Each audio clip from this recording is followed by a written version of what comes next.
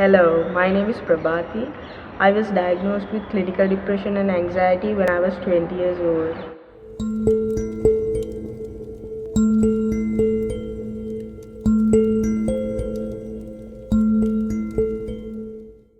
It's been 5 years, and I believe that I'm in a better place now than I was then. My life completely changed, and the person I'm today cannot even be compared with the person I was back then. When I first got depression, I had just started uni, and I was admitted to a mental health ward where I met different people with different mental illnesses. It was an extraordinary experience and kind of scary, but it changed the way I look at life. Uh, After a month, I was out of there, but I relapsed again and again and again many times in the past 5 years.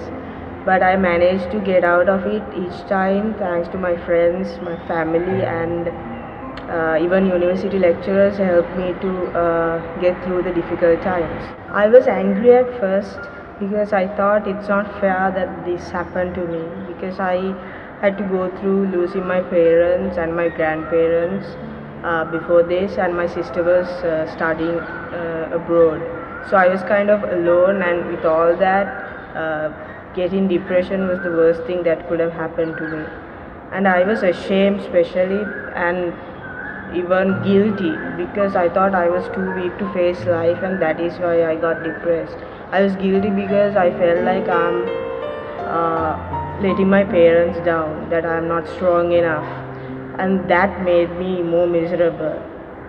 But as the time went on, it took like years, like 2 years, for me to finally get a grip on what's going on. The reason I'm doing this YouTube channel is because I want to share my experience and how I got through with you all, and I want to hear what you have to say as well. Just because you are suffering from mental illness, that doesn't mean you are any less of a person. You don't have to go through it alone. You are deserve to be loved, heard, and cared for. I didn't have my parents when I got depression, and it was really hard to recover because of this, because social support is really important in dealing with depression, among other things. I was fortunate enough to have some good friends and good people in my life, and I'm here partly because of them. So that's what I want to do for you as well. If you feel like there's no one to talk to you, or that you're alone and you're hopeless and there's no light at the end of the tunnel, I've been through all of that. I'm still going through all of that, but it always gets better. That's what I keep telling myself, because when you're depressed, there's nothing you can do. You just succumb to it, and your mind has all the control. But I kept telling myself that I'm going to get through this, and I did. Now I have a slight bit of control than I had before.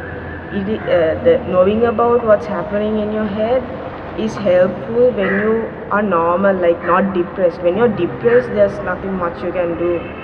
But when you're not depressed, you can prepare for what's coming, and read the signs, the moods, and how your thoughts work.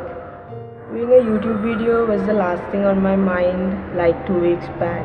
But a friend came to me and said, "Why don't you share what you know could help somebody, benefit somebody?" And another reason I'm doing this is to break the stigma surrounding mental illnesses.